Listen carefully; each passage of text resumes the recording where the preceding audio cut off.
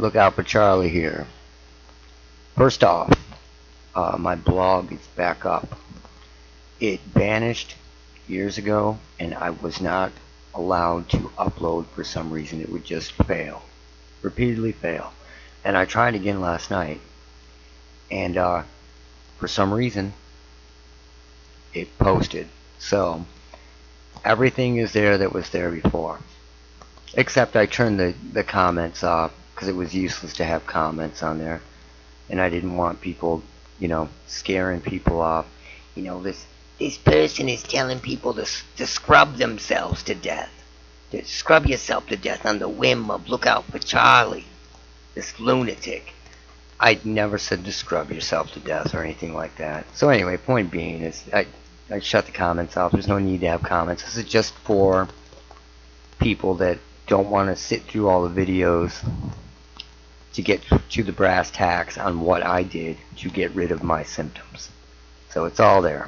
Even the picture of my armpit when this stuff was coming off like shards of fiberglass. I've worked with fiberglass before, and it was just like fiberglass. It was nuts. There it is coming off my eyelid. So yeah, it's all there.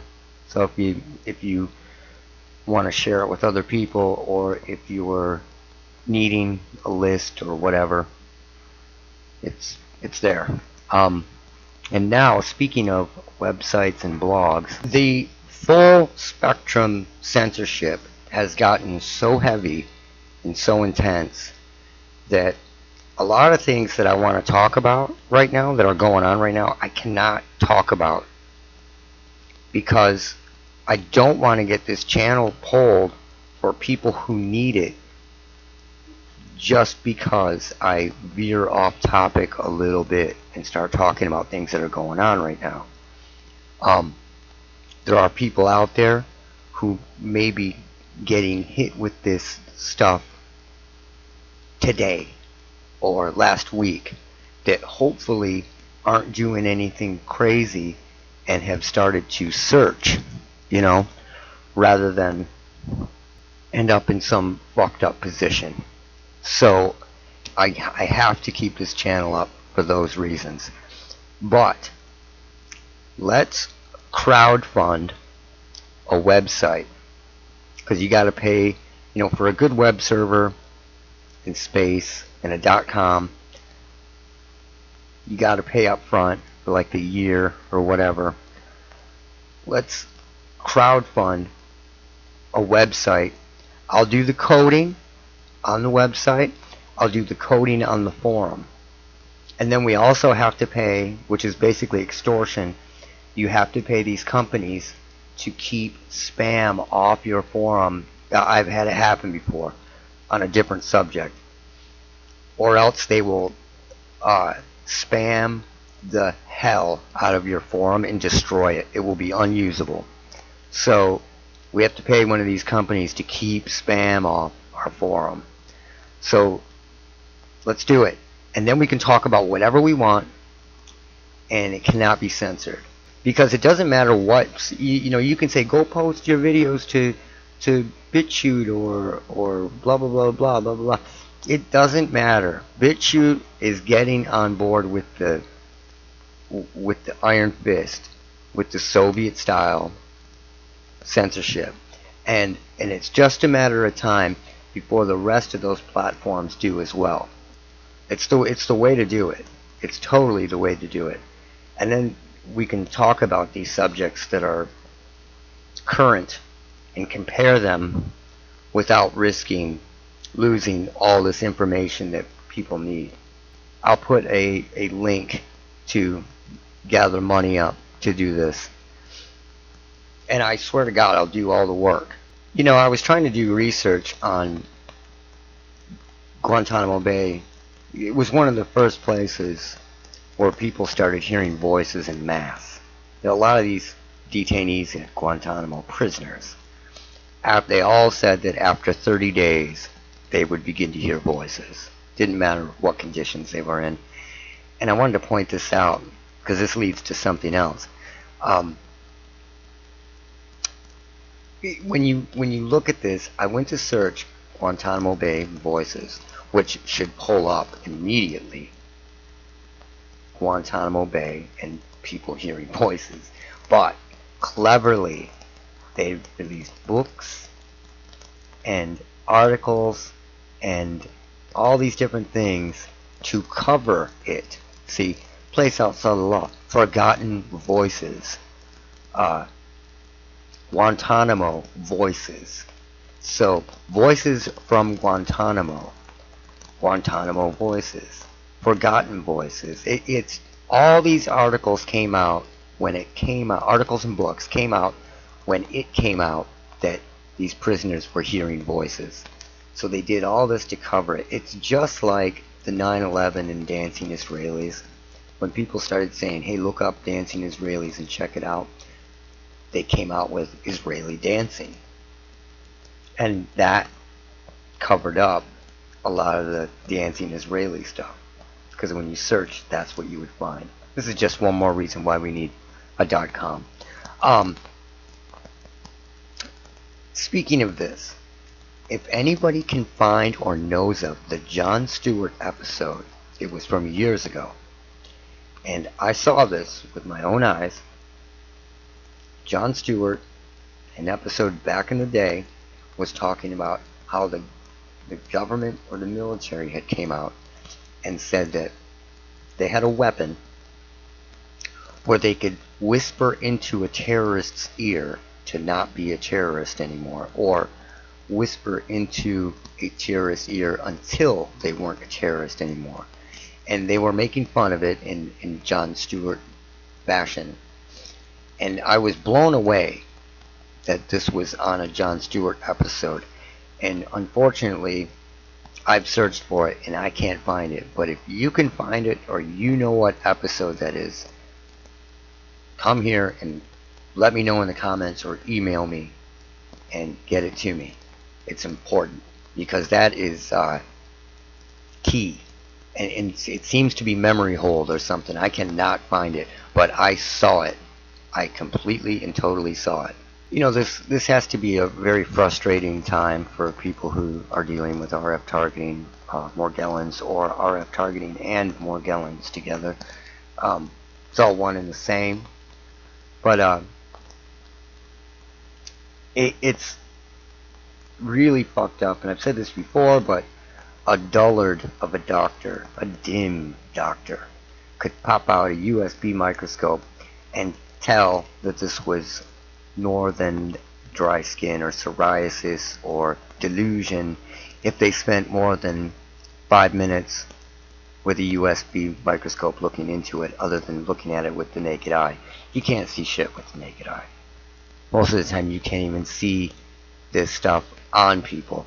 Another thing that's hurting this whole thing is people keep saying that it's coming from their skin, in which a doctor will say nothing can come out of your skin. It's the biofilm.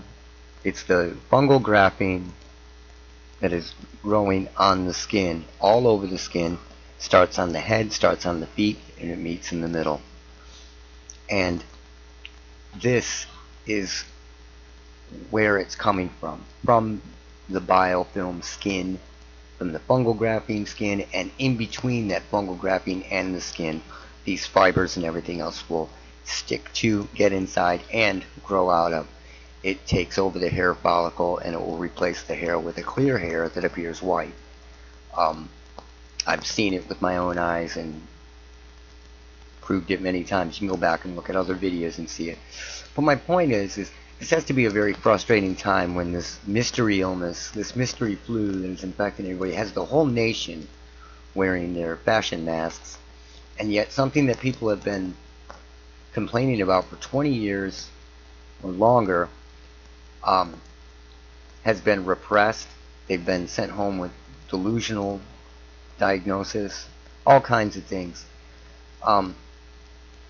And this is something that we need to talk about, and this is another reason why we need our own website, so that we can talk about this stuff mixed with the RF targeting, because a lot of people don't want to mix the two together. They don't want to talk about it. We need to have a place where people of rational science-based, or let's say common sense-based, because science has become a cult, where rational minds can get together and bounce ideas back and forth, other than a comment section for videos. Okay, just the other day I ran into this this Psych Truth or whatever website where this woman goes over brainwashing, mind control, torture techniques of Guantanamo that were originally put together by the communists. So that'll give you a clue into who's really running this country now. It's Bolshevism. And there are 8 methods of coercion to elicit compliance. The first one here is isolation. Now, every one of these ties back to the same thing that the V2K computer does to a human being. It isolates the target. It drives them to isolation. Let's move on. And the effects of this method is it deprives the victim of all social support of his ability to resist. Develops an intense concern with self. Develops an intense concern with self. Because a lot of these people that become targeted, when you talk to them, they almost completely sound like out of control narcissists. Like, it's all about me, it's all about me. You know, like Walter White, when Gus is getting to him, and it's all about him. You know, they have that flavor going on, because that's what is going on. Every one of these can be attributed to radio frequency targeting. Makes victim dependent on interrogator. They do that because they good cop, bad cop you. There's always a good cop and a bad cop.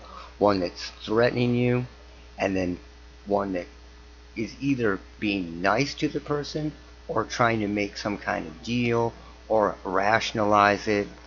And, you know, they'll say they always look with a good voice to people. And the variants of this method are complete solitary confinement, complete isolation, semi-isolation, and group isolation. That makes total sense, group isolation and even semi-isolation, because what happens is a lot of these people, as soon as they try to tell people what is happening to them, they are deemed crazy by the people around them, and they almost overnight lose their support system, and it's gone. If they can keep their support system intact, a lot of them can have a chance. That is, if you need a support system to survive. A lot of times these operators will run into a target that really doesn't need a support system, and in that case they've got their work cut out for them. Now, imagine being put away in a small room or cell with no human contact for weeks on end. Well, it sounds like lockdown. The second method, monopolization of perception. And the effects of this method are: fixes attention upon immediate predicament, fosters introspection, eliminates stimuli competed with those controlled by capture, frustrates all actions not consistent with compliance. And the variations of this are physical isolation, darkness or bright light, barren environment, restricted movement, and monotonous food. So what this method is doing is it's depriving the person of any stimuli other than the person brainwashing. Exactly. And this is why everything that they do, like, people will go, yeah, they get mad when I touch my flashlight, or, you know, whatever. And it's like, no, dude, nobody's getting mad at you when you touch your flashlight or you pick up a fork.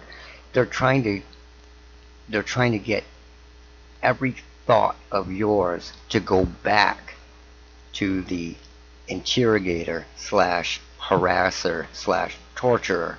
And the person brainwashing could put a hood over the guy's head so he can't see anything and he can only hear the person brainwashing's voice, or putting a bright light in the victim's face so they can't see anything and they're blinded. In this case where it's RF targeting, they just hear the person's voice 24 hours a day, along with shocks and pains and the inability to sleep and everything else. Or tying the person down so they can't move. So the third method is induced debilitation, exhaustion. Exhaustion, keeping people awake for weeks on end, a la James Holmes-ish, where you're falling asleep when you're in court, you know, due to RF targeting and no sleep at your murder trial, your murder hearing, you're falling asleep. And the effects of this is weakens mental and physical ability to resist. And the variations of this are semi-starvation, you don't eat; exposure, you're put into a cold cell, freezing cold cell, you're completely naked and you're exposed to the elements. Or you can be put into a really, really hot cell and not given any water. Basically, you're just exposed to the elements. Exploitation of wounds, they slash open your leg or whatever, throw salt in it, pound it. Induced illness, they give you a... So exploitation of wounds and induced illness, you get wounds from RF targeting, and you get wounds from the chemicals and the agents and the fungus that you are subjected to, as well as this. Shot full of a drug that's going to make you really sick. A lot of people think they're poisoned when, you know, when they're going through this. They have all the same complaints. It's amazing to me that these doctors won't connect the dots. It's as if they know that their job is going to be in jeopardy if they connect those dots, because they're all the same. This playbook may as well be the RF targeting playbook. Sleep deprivation, they don't let you sleep. Prolonged constraint, they tie you down, you can't move. Prolonged interrogation or forced writing. So you know in school when you have to write, "I will not do this," 10 times on the board after school? Well, this is done for hours and hours and hours and hours. Or overexertion, where you just basically are worked until you collapse. Or kept awake till you collapse. So method 4, threats. The effects of this are cultivates anxiety and despair. Now there you go. I tell people all the time, quit listening to what they're telling you. And somebody will say something to me like, "Yeah, but what about this, this, and this?" And I'd be like, "Well, where did you hear that?" And he'd be like, "From the targeters." And it's like, no, you don't listen to them. Don't ever everything that they tell you is bullshit, even if 10% of it is truth. It's designed to fuck you up and keep your anxiety levels and your cortisol levels through the fucking roof. And the variations of this are threats of death, threats of non-patriation, which means you're threatened that you'll never be able to go back to your country. Threats of endless isolation in interrogation. Sound familiar? Vague threats. Vague threats against family. That's all they do. They'll tell somebody, "You're gonna die," and somebody will go to a forum and post, "They keep telling me I'm gonna die," and it's like, dude, you are gonna die someday. You are totally gonna die someday. They're absolutely right. But you take that as a threat because some menacing voice is telling you that. Do you understand what I'm saying? It's all bullshit. So they threaten they're going to kill your children, or they're going to kill your wife or whatever. Playbook 101. And also mysterious change of treatment. You don't know what's going to happen. One day they're beating you, the next day they're giving you a steak, the next day V2K, they're isolating you. good cop, bad cop. So you're really confused. Method number 5, occasional indulgences. So they occasionally give you something that you want. You're allowed outside when you hadn't seen sunlight for 3 months. Or you are allowed to sleep for an hour, or you're allowed to have a cigarette, or you're given a sweater when you've been in the freezing cold. The effects of this Still good cop, bad cop shit. It provides positive motivation for compliance. So the person in the cell wants to do what the interrogator wants them to do because they want these things. Right. There's a dude online, and I'm not ripping on the dude because I feel bad for him. And I think he's local. I actually think he's close to me. And he is chewing the shit out of his arm. And they will stop targeting him if he chews the shit out of his arm. And it looks like raw hamburger, his whole arm. He's got videos of it. And instead of just saying, fuck you, I'm not doing this, you know, and choosing a different route, he's complying. So he's chewing his arm up, and then they won't give him the pain and the V2K if he chews his arm up. Think about that. Things. It hinders the adjustment to deprivation. So if you haven't eaten for 3 weeks, you're used to it. But if they give you a meal here and there, you're never going to get used to it.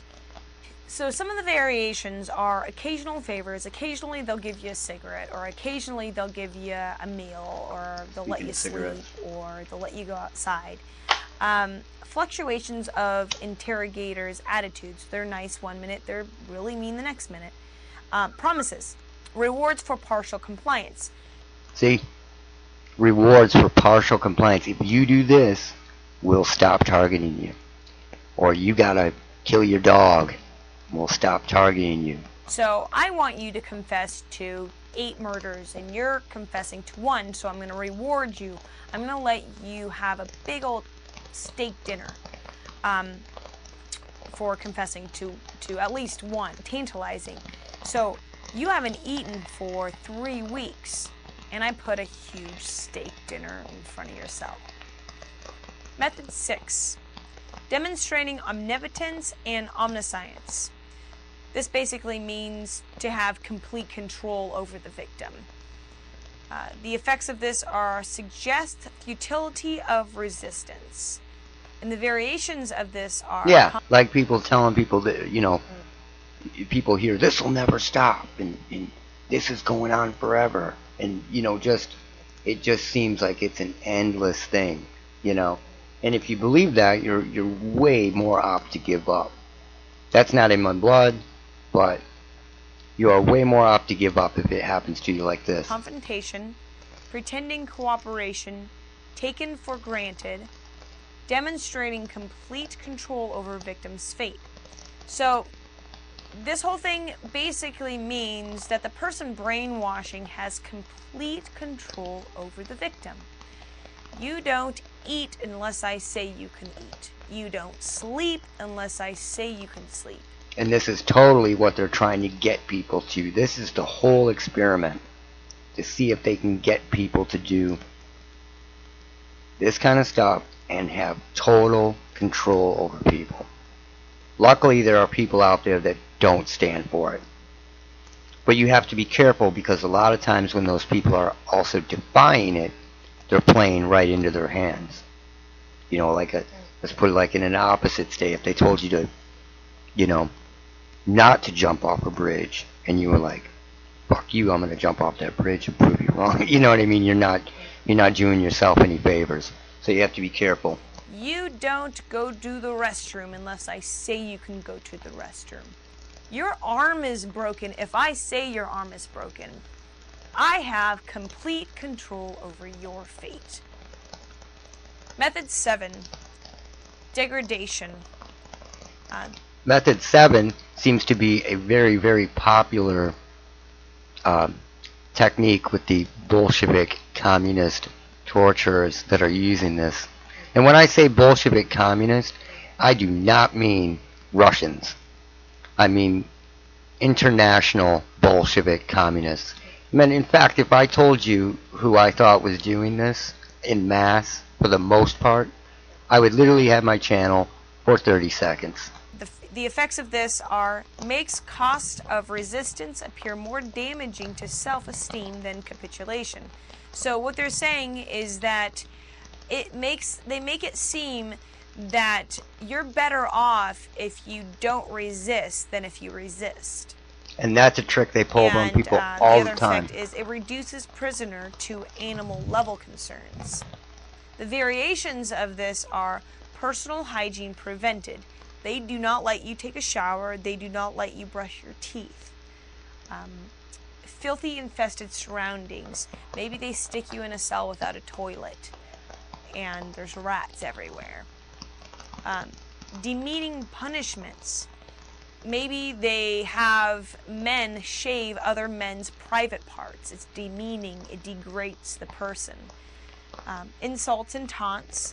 Denial of privacy. Maybe they don't like insults and taunts, denial of privacy. So they make, they always have these people thinking that they're being watched while they're using the bathroom, And sure, they use Wi-Fi and stuff as a sonar, but there are not cameras planted in your bathroom and all that.